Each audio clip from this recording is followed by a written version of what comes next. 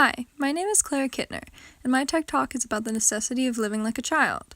Please enjoy these short videos of me and my friends acting like children, because it really truly makes life worth living.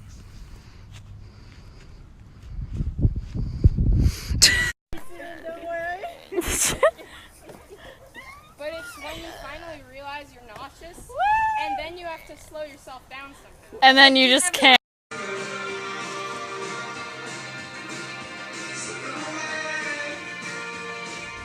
I am a child, and in my eyes, I will always be one.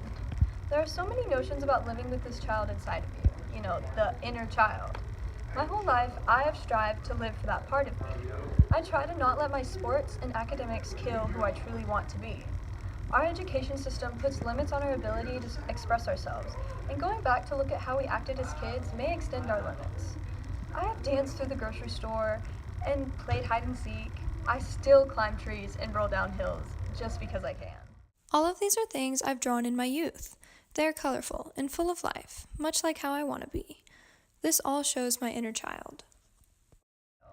I try to love without end and just allow myself to accept who I am, whether or not anybody else does. Kids do this without fail. They don't limit themselves to society's standards because they don't know that that's what they're supposed to do. This is why living like a child is absolutely necessary for our own well-being. As you can see here, I was a little muddy baby, but I was a happy little muddy baby because I didn't realize that I had to be presentable and I didn't care. However, children are insensitive. They hit and don't listen to anyone but themselves. They refuse to hear what they don't want to. They don't understand the world in adult ways because, oh my God, they aren't adults. But this view of how negative children are is one that shouldn't be. Kids provide the creativity that the rest of the world lacks. They paint pictures and draw outside the lines because life shouldn't be about drawing inside the lines. They get the truth even when they don't realize that they do. They don't notice that life is all about living with no one watching, but the rest of us know deep down that it is. Here's another picture of me being a child because I knew I had no limits to life and I knew I had the freedom to do what I wanted, including eating the brownie mix out of the bowl. Even if kids yell and scream at people who did them wrong, they go right back to being friends the next day. Grudges are not something that are held when you're in second grade and that girl took your Barbie without asking. Kids whine day in and day out to get what they want, and they will directly go against what you tell them. This is all so frustrating, which is why no one would look at my topic and think it makes any sense. But when looked at deeper, living like no one is watching is the most essential part of life. If you always care what people think, there's never any room to grow as a human being. You will always be nervous that someone will judge you or think you're something you aren't. Kids do not care. That is vital. They may sing at the top of their lungs in the car, roll down the windows, and laugh at everything you say because life truly was funny in that moment. They dance in the grocery store aisles because why should they do what society wants from them? They're just children, for goodness sakes. Kids read books and go outside to play because they have the time and the freedom to do so. Technology doesn't have to run their lives yet.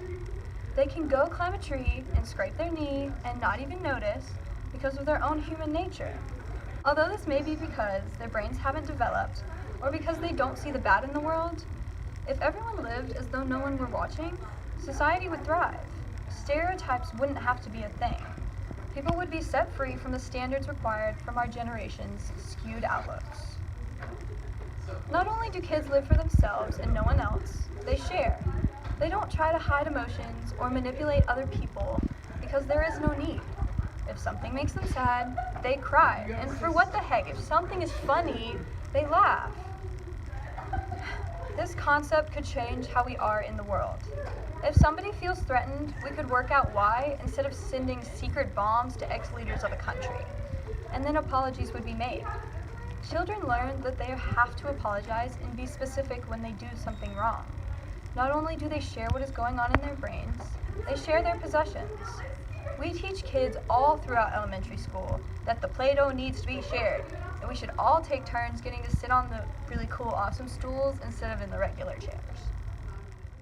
Do you guys remember when we used to have these really awesome exercise balls or those fun little wobbly stools that we got to sit on in class? Yeah, that's what I mean. these aspects of childhood should be harnessed in our everyday lives. If we extracted just the good aspects of our childhood and acted like we didn't care what anybody thought, we as a society may be able to achieve greatness. We could ignore race and genders and other aspects that may separate us from each other.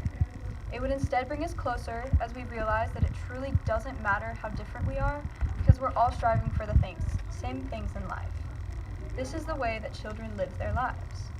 It would take loads of time to actually implement these ideas, and it may turn to crap, but if everyone was living their lives looking through the eyes of their inner child, love, happiness, and laughter would come a whole lot easier. Thank you.